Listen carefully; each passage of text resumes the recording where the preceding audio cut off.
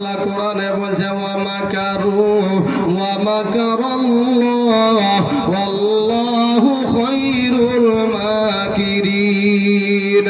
বেশি খোঁজাখুঁজির দরকার হয় নাই। আব্দুল ওয়াহাব জোহরীকে গিয়ে জিজ্ঞাসা করছে, ভাই গো,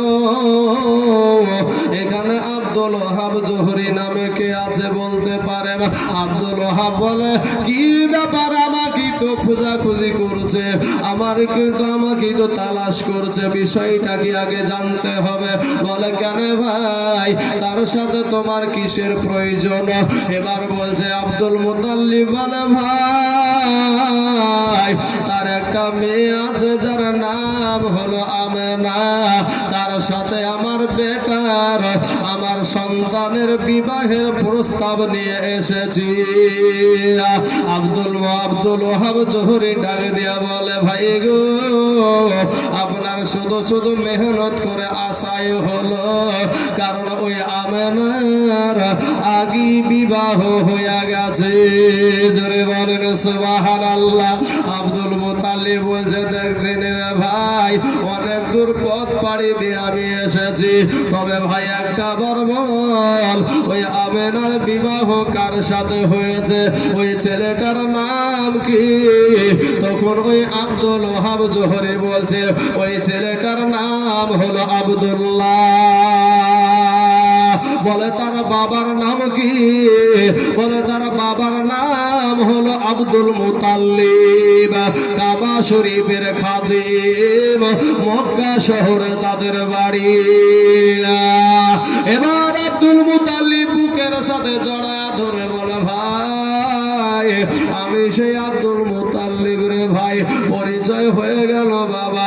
আমি সংক্ষিপ্ত করে দিছি বাবা, সামনে একটু বাড়বো, কারণ আমার নবীজির আগমন হতে গিয়ে কত কি ঘটেছে সেটা বলার চেষ্টা করবো বাবা। বিবাহ হয়ে গেল। এ বাবাজি, হযরত আমেনা রাদিয়াল্লাহু তাআলা আনহা 16 বছরের নারী রে বাবা। আমার আব্দুল্লাহর পেশানি থেকে আমার নবীজির নূর মুবারকটা আমার মা আমেনার পেটে হাজির হয়ে গেছে। জোরে বলেন সুবহানাল্লাহ। একদিন যাই, 2 দিন যাই, 1 মাস যাই, 2 মাস যাই রে বাবা, আমার নবী মা জননীর গর্ভে, কিন্তু আমেনা একটু বুঝতে পারে না। কিন্তু বাবা গো, আমার বিবি, আপনার বিবির পেটে যদি সন্তান আসে, 1 থেকে 35 দিনের মধ্যে বোঝা যাবে যে আমার বিবির পেটে সন্তান চলে এসেছে। এ মুসলমান ভাই, এমন সময়তে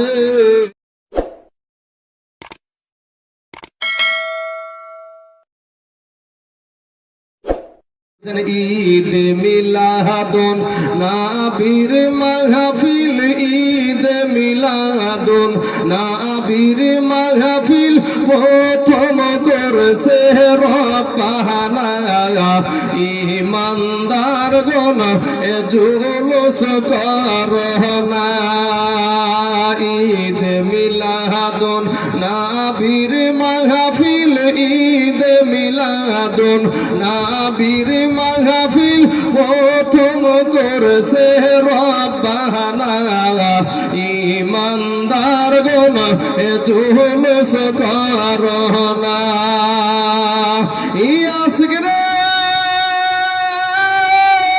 সূরা আল ইমরানে আছে বর্ণনা। ইয়াসিক রে সূরা আল ইমরানে আছে বর্ণনা।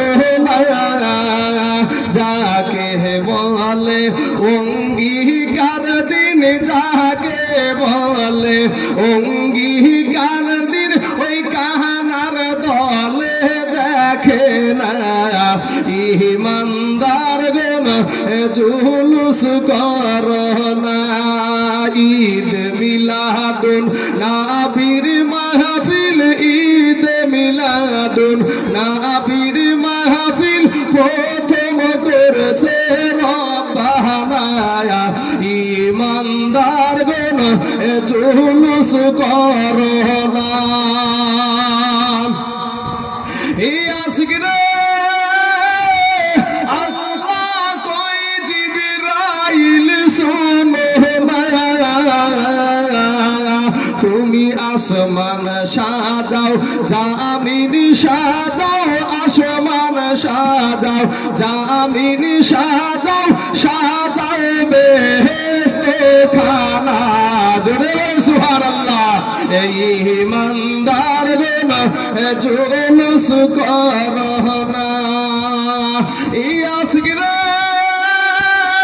শুনো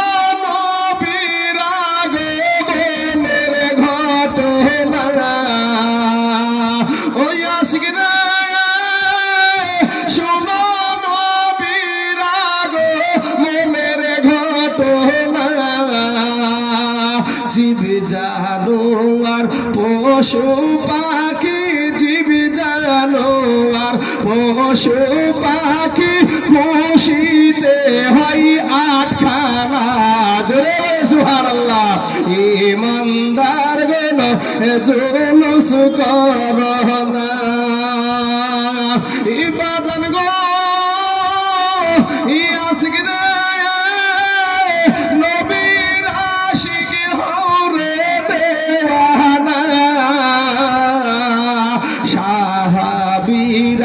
জুলুস করেছে সাহাবীরা জুলুস করেছে ওই ওহাবীরা জানে না ইমানদার গুণ জুলুস করো না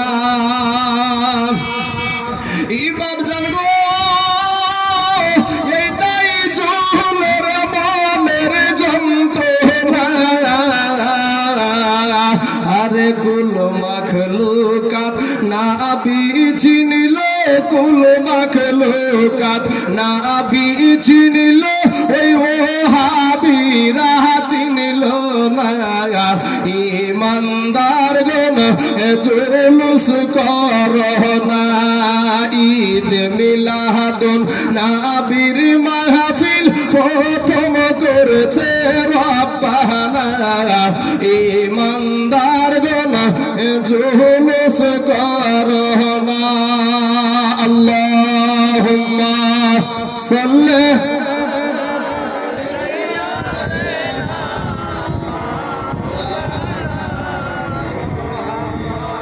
ওয়ালা আলি সাইয়্যিদিনা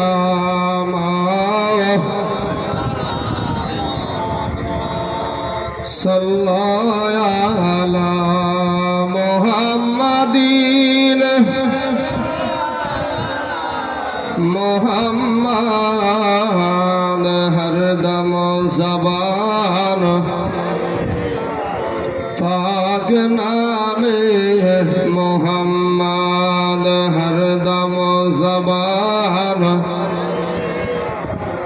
শফিআনা মুহাম্মদ সাল্লাল্লাহু আলাইহি ওয়াসাল্লাম ভাই তোমার চাইতে বড় মস্তান ছিল ফেরাউন তোমার চাইতে বড় মস্তান ছিল নমরুদ তোমার চাইতে বড় মস্তান ছিল আবু জাহিল তোমার চাইতে টাকাওয়ালা ব্যক্তি ছিল সাদ্দাত কথা ঠিক না ঠিক বাপ আমার আল্লাহ জুতা পিটা করে সাইজ করেছে নমরুদ বলছে যে ডাক তোর আল্লাহকে তোর আল্লাহর সাথে যুদ্ধ করব কাকে বলছে ইব্রাহিম নবীকে আমার আল্লাহর মতন ছলিমদ্দি কলিমদ্দি ড্যাড ব্যাটারির সাথে বাবা যুদ্ধ করতে আসবে আল্লাহ একটা নিম্নমানের একটা সৃষ্টি বাবা মশা পাঠায়া দিয়েছে আইসে সাইজ করতে করতে রে ভাই একটা ন্যাংরা মশা অসুস্থ মশা ও কাউকে পাইনি বলছে আল্লাহ আমার জন্য কাউকে রাখনি বলে তোর জন্য মেন প্রধানমন্ত্রী গেছে আর যেমন আল্লাহর ইশারায় দেখিয়ে দিয়েছে বাবা আর যাইয়া লাকের উপরে বসেছে মারতে যাবে কি ভনাত করে উড়ি গিয়ে লাকের ভিতর দিয়ে মাথার মগজে আর মশা যদি আমাদের শরীরে বসে তাহলে বোধহয় চুমিয়ে খায় নাকি ভাই ইঞ্জেকশন দেয় মাথার মগজে যখন ঝাড়িয়েছে ইঞ্জেকশন তখন এই খোদা যে খোদা ছেড়েছে কি বলছে আনা রব্বুকুমুল আলা আমি সবচাইতে বড় আল্লাহ নাউযুবিল্লাহি মিন জাহলি এ তখন বলছে আমার মাথা টিপরে আরেকবার মাথা টিপ টিপ করতে করতে আরেকবার বলছে আমার মাথায় মার আরেকবার বলছে জুতিয়ে দিয়ে মার জুতিয়ার বাড়ি বাজায় খুব সম্মানীয় নাকি হ্যাঁ তো যারা রাস্তায় ঘোরাঘুরি করছো ভাই তাদেরকে বলবো তোমরা সম্মানী না, সম্মানী তারাই যারা এখানে পাগলের মতো বসে আছে নাবির মহব্বতে। কথা ঠিক না ঠিক ভাই? ভাইরে রাস্তায় ঘোরাঘুরি যারা করছে, রাস্তায় যারা ঘোরাঘুরি করছে, এদেরও বাবা মা মুসলমান, এদেরও দাদু দাদি মুসলমান, এদেরও 14 গোষ্ঠী মুসলমান। কথা ঠিক না ঠিক ভাই? কিন্তু সেই আদর্শে আদর্শিত করতে বাবা মা পারে নাই। আজ আপনার আমার, যদিও আমি নবীর আগমনের ঘটনা বলবো বাবা, নবীজির যে বিষয় আমাদের এই বিষয় সেটাই বলবো, কিন্তু ভাই একটু আপনার বিবেককে জিজ্ঞেস করেন, আপনার সুন্নতি চুল কাটা আছে বাবা, সুন্নতি চুল কাটা আছে, সুন্নতি লেবাস আছে, সুন্নতি লেবাস কিন্তু আছে, সুন্নতি চুল কাটাও আছে, কিন্তু আপনার ঘরের সন্তান, আমার ঘরের সন্তান সেলুনে যায়, সেলুনে যাওয়ার পরে, সেলুন বুঝছেন তো, চুল কাটা নাপিত, ওই নাপিতের কাছে যাচ্ছে, যাওয়ার পরে বলছে নাপিত ভাই আমাকে বান্দর কাট দেন, নাইলে হুলমান কাট দেন। মাথার ভিতরে বাপ টিকটিকিও বানায়, মাথার ভিতরে টিকটিকিও বানাচ্ছে। আল্লাহর দেওয়া রং পছন্দ হয় না, দেখবেন কুত্তার লেজের মতন রং করে রাস্তায় মোটর সাইকেল নিয়ে ঢং করে বেড়ায়, নিজেকে খুব মনে করে হ্যামসাম। হ্যাঁ, কবরে যাইয়া দেখো ভাই বাঁশের লাঠি রেডি। পরে কবি বলছেন রূপ যৌবনে যদি, রূপ যৌবনে যদি থাকে অহংকার, আর গোরস্থানে যাইয়া দেখো হাল থাকার। ই কত যে সুন্দর নারী কবরে শুইয়া, কত যে সুন্দর ছেলে কবরে শুইয়া, রূপ যৌবন গেল মাটিতে মিশিয়া। কথা ঠিক না ঠিক? এ বাবা আপনার কাছে আমার একটা প্রশ্ন, আপনার কোলে যে বাচ্চাটা আছে এই বয়সের ছেলে আপনাদের গরুস্থানে আছে না নাই? আমাদের মতন যুবক আপনাদের গরুস্থানে আছে না নাই? আমার বৃদ্ধ ভাবছি এখানে 3 জন বসে আছে সাদা দাড়িওয়ালা, এখানে অনেক বসে আছে সাদা দাড়িওয়ালা, এই বয়সের মানুষ আপনাদের গরুস্থানে আছে না নাই? আসার সিরিয়াল আছে, যাওয়ার কোন সিরিয়াল নাই। মাস্তানি করিও না ভাই যুবক, আমার যুবক ভাই, আমি যদি মারা যাই 3খানা কাফন দিবে, তুমি রাস্তায় ঘুরছো, তুমিও যদি মারা যাও তোমাকে এখন বেশি দিবে নাকি? আমি সরকারের লোক, আমাকে এখন বেশি দিবে? হ্যাঁ, আমি তৃণমূলের লোক, কংগ্রেসের লোক, সিপিএম এর লোক, আমাকে ভাই এখন বেশি দিবে? হ্যাঁ, মনে হয় না হলে ওর কবর বোধহয় প্রশ্ন হবে না, আমার কবরে প্রশ্ন হবে নাকি? আমার কবরে 3টি হবে, ওর কবর হয়তো 2টি হবে নাকি? হ্যাঁ, ব্রাদার ইসলাম মুআজ্জাজ সামিনিকার আমার যুবক ভাই, তোমাদেরকে পায়ে হাত দিয়ে বলি ভাই তুমি আমার কালেমার ভাই, তুমি আমার দুশমন না। কথা ঠিক না ঠিক? তাই কবি বলছেন রূপ যৌবনে যদি থাকে অহংকার, আর গোরস্থানে যাইয়া দেখো হাল তথাকার। ই কত যে সুন্দর নারী কবরে শুইয়া, কত যে সুন্দর ছেলে কবরে শুইয়া, রূপ যৌবন গেল মাটিতে মিশিয়া।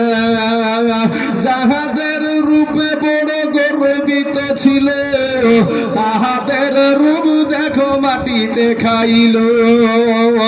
উঠাও উঠাও মাল গাড়িতে ভরিয়া, আর গাড়ি যখন ছেড়ে দিবে পস্তাবে বসিয়া। খোদারি হুকুম হবে ছেড়ে দিবে গাড়ি, আর জমিনেতে পড়ে পড়ে দিবে গড়াগড়ি। যেই নাবির মিলাদুন নাবির অনুষ্ঠান আপনাদের দেশের ছেলেরা বা আপনারা করেছেন, সেই নাবি আপনার জন্য রহমত, আমার জন্য রহমত, নারীদের জন্য রহমত, পশুদের জন্য রহমত, আসমানের জন্য রহমত, জমিনের জন্য রহমত। বাবা সেই নবীকে পেয়ে আমরা সুন্নিরা বড় আনন্দিত, বড় আনন্দিত। কিন্তু সেই নবী যে আসলেন, এই আগমনের ঘটনায় আগমনের কথাগুলাই জীবনীটাই বলতে হবে নাকি? বাবা আমার নবীজির আব্বা জানের নাম ছিল আব্দুল্লাহ, আমার নবীজির মা জননীর নাম ছিল আমেনা রাদিয়াল্লাহু তাআলা আনহা, আমার নবীজির দাদার নাম ছিল আব্দুল মুতাল্লিব। তো এই আব্দুল মুতাল্লিব আল্লাহর ঘর কাবা শরীফের খাদিম ছিলেন, মুতাল্লি ছিলেন, কাবা শরীফ দেখভাল করতেন। তো এই কাবা শরীফের মুতাওয়াল্লি একদিন বৈঠকখানাতে বসে আপনার মনটা বড় ভার করে চিন্তিত হয়ে বসে আছে। এমন সময়তে দেশের কিছু যুবক ছেলে রাস্তা দিয়ে চলে যাচ্ছে, মক্কা শহরের কিছু ছেলে রাস্তা দিয়ে যাচ্ছে। তো একজন আরেকজনকে বলছে, ভাই কি ব্যাপার গো, আমাদের কাবা শরীফের খাদিম ওনার মনটা এত বেজার দেখা যায়, মনটা ভার দেখা যায়, বিষয়টা কি? বলে কি করে বলবো রে ভাই, চল যাই জিজ্ঞাসা করি।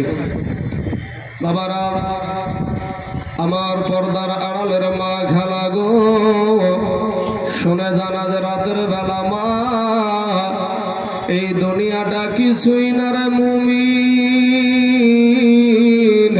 এরে নবীর উম্মতের দল মাস্তানি করিও না রে বাবা, যৌবনের বাহাদুরি দেখায় না রে বাবা, ফিরে এসো তওবা করে আল্লাহর কাছে ক্ষমা চাও, আমার আল্লাহ তোমার জীবনের সব গুনাহ মাফ করে দিবে। জোরে বলেন সুবহানাল্লাহ।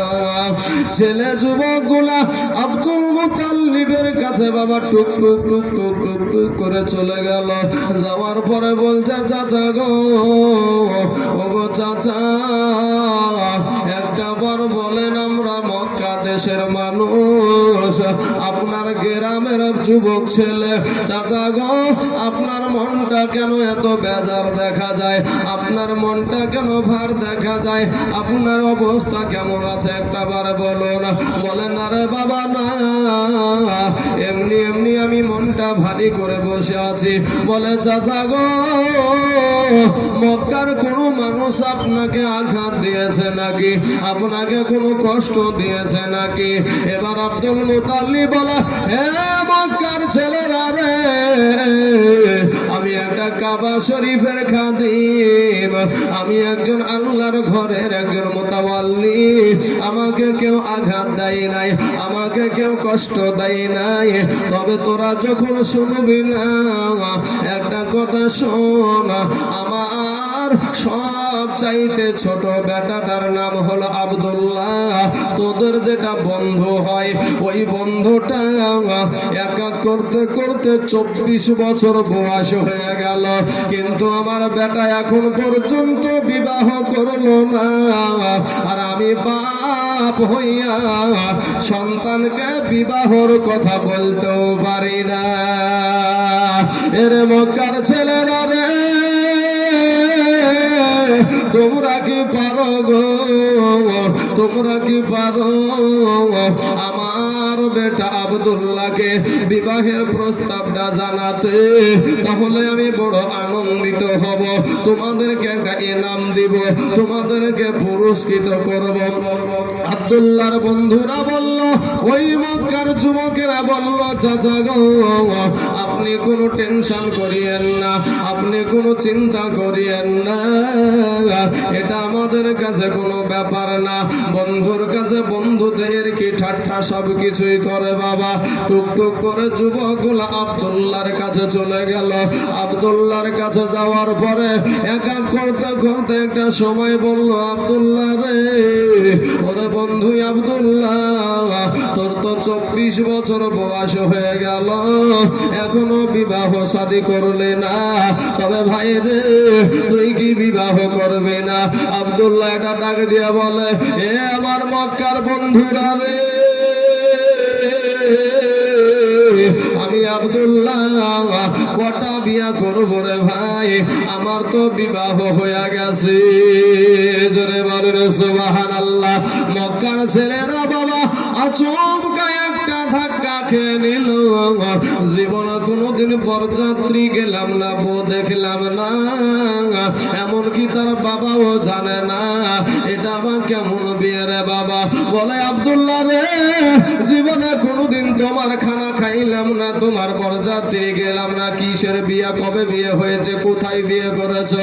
আব্দুল্লাহ ডাক দিয়ে বলে, ভাই, আমি একদিন একটা রাত্রি বেলাতে বিছানায় শুয়েছিলাম, এমন সময় কে যেন আমার মাথাটা নাড়তাছে, আমার মাথাটাই যেন হাত বুলাতেছে আর বলতেছে, আব্দুল্লাহ রে, ওরে আব্দুল্লাহ, তুমি একটা যুবক ছেলে, তুমি একটা সৎ ছেলে, ওরে আব্দুল্লাহ শোনো রে আব্দুল্লাহ, তোমার যেন বিবাহের জন্য যেন কোন নারী পছন্দ করা না হয়, কোন নারী দেখা যেন না হয়, তোমার জন্য নারী যেন কেউ দেখতে না যায়, পছন্দ যেন না করে, কারণ আব্দুল্লাহ রে তোমার বিবাহ হয়ে গেছে। আব্দুল্লাহ বলে, এ মক্কার ছেলেরা, আমি জিজ্ঞাসা করলাম যে আপনি কে? আপনাকে বড় ভালো মানুষ মনে হচ্ছে। বলে, আমি হইলাম সেই ব্যক্তি যেই ব্যক্তি আল্লাহকে খুশি করার জন্য নিজের সন্তানকে কুরবানি দিয়েছিল। জোরে বলেন সুবহানাল্লাহ। এরে আব্দুল্লাহ, আমি সেই ব্যক্তি আল্লাহকে খুশি করার জন্য আমার বেটা ইসমাইলকে আমি কুরবানি দিয়েছিলাম। আমি হইলাম ইব্রাহিম খলিলুল্লাহ। এবার আব্দুল্লাহ বলছে, আমার ভাগ্যটা বড় ভালো গো, আমার বিবাহর ঘটক তালি করে আল্লাহর একজন নবী। জোরে বলেন সুবহানাল্লাহ। বলে, তবে বলেন আমার বিয়েটা কোথায় হয়েছে? আমার বিবাহ যার সঙ্গে হয়েছে, তবে তার বাবার নাম কি, আর সেই মেয়েটার নাম কি, আর তার বাড়িটা কোথায়? এবার ইব্রাহিম নবী বলে যে, আব্দুল্লাহ রে, তোমার বিবাহ হয়েছে আসমানে। জোরে বলেন সুবহানাল্লাহ। তবে ওই মহিলাটার নাম, ওই মহিলাটার বাবার নাম হলো আব্দুল ওয়াহাব জোহরি, আর তার মেয়েটার নাম হলো হযরত আমেনা, আর তার বাড়ি হলো সোনার মদিনা। মদিনা মদিনা আশিক মুমিনের ঠিকানা, এ মদিনা মদিনা আশিক মুমিনের ঠিকানা। বাবা জালালউদ্দিন সুয়ুতি পুছা তোরবার দেখল নবীজি, বাবা জালালউদ্দিন সুয়ুতি পুছা তোরবার দেখল নবীজি। এতবার দেখিবার পরে, এতবার দেখিবার পরে তৃপ্তি তাহার হলো না। জোরে বলেন সুবহানাল্লাহ। জালালউদ্দিন সুয়ুতি রহমাতুল্লাহ আলাইহি, যার তাফসিরে জালালাইন শরীফ, আপনার সরকারি যে সমস্ত হাই মাদ্রাসা আছে, সেই হাই মাদ্রাসাতেও গ্রহণযোগ্য কিতাব হিসাবে যার কিতাব পড়ানো হয়, জোরে বলেন সুবহানাল্লাহ, সেই জালালউদ্দিন সুয়ুতি রহমাতুল্লাহ আলাইহি একটা নয়, দুটো নয়, 2 লক্ষ হাদিসের হাফিজ ছিলেন। জোরে বলেন সুবহানাল্লাহ। 2 লক্ষ হাদিস জানা মৌলভী আপনাদের গ্রামে মেলা আছে, তাই না বলেন বাপ? 2 লক্ষ হাদিস জানা মৌলভী মোবাইল বালারা আছে, নেট বালারা ওরা আছে, নাহলে কোরআনে এটা নাই, হাদিসে আই নাই, হ্যান নাই, তেন নাই, ওর বুকে যদি বক্সিং ঝাড়েন না 100 খান হাদিস বার হবে না। অথচ বলবে বেদাত, শুধু মুখে তুই হাত খান দিয়ে দেখ দাঁত আছে কিনা। বেদাত, বেদাত মানে কি? দাঁত নাই? হ্যাঁ, তুই শুধু হাত খান দিয়ে দেখ দাঁত আছে কিনা, দেখে দিচ্ছি নাকি? হ্যাঁ বাবাজি, আমার সোনা মানিকেরা, আমার ভাই জানেরা, তো সেই জালালউদ্দিন সুয়ুতি রহমাতুল্লাহ আলাইহি একবার নয়, 2 বার নয় বাবা, 75 বার আমার নবীকে স্বপ্নে দেখেছিলেন। জোরে বলে সুবহানাল্লাহ। তাহলে 75 বার যিনি দেখলেন, আর নবী বলেছেন আমাকে যদি কেউ স্বপ্নে দেখে সে মিথ্যা দেখলো না, সত্যই দেখলো। হ্যাঁ, তাহলে জালালউদ্দিন যে 75 বার নবীকে দেখেছে, এটা মিথ্যা না, এটা সত্য। তাই কবি বলছেন, বাবা জালালউদ্দিন সুয়ুতি 75 বার দেখল নবীজি। এতবার দেখিবার পরে, এতবার দেখিবার পরে তৃপ্তি তাহার হলো না। মাদিনা মাদিনা আশিক মুমিনের ঠিকানা এ মাদিনা মাদিনা আশিক মুমিনের ঠিকানা বাবা নবীর প্রিয় সাহাবী হযরত আবু বকর সিদ্দিকী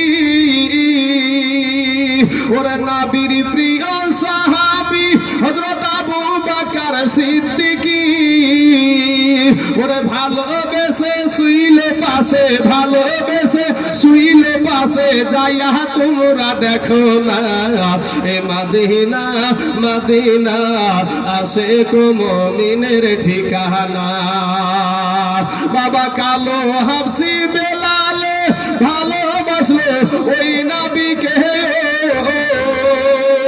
ওরে ইসলামেরও প্রথম মুয়াজ্জিন ইসলামেরও প্রথম মুয়াজ্জিন বানাইলেন রব্বানা এ মাদিনা মাদিনা আশিক মুমিনের ঠিকানা এ মাদিনা মাদিনা আশিক মুমিনের ঠিকানা এ বাবা জালালউদ্দিন সুয়ুতি পুছা তোবার দেখলো নবীজি আরে এতবার দেখিবার পরে তৃপ্তি তাহার হলো না মাদিনা মাদিনা আশিক মুমিনের ঠিকানা একটা ঘটনা শুনেছেন তো বাবা যে ইউসুফ নবীকে দেখে 40 জন নারী আপেল কেটতে গিয়ে হাত কেটে ফেলেছিল এরকম একটা শুনেননি ইউসুফ নবীর জীবনীতে হ্যাঁ বাবা যে মা আয়েশা সিদ্দিকা রাদিয়াল্লাহু তাআলা আনহা বলছেন যদি ওই মহিলাগুলা আমাদের নবীকে দেখতো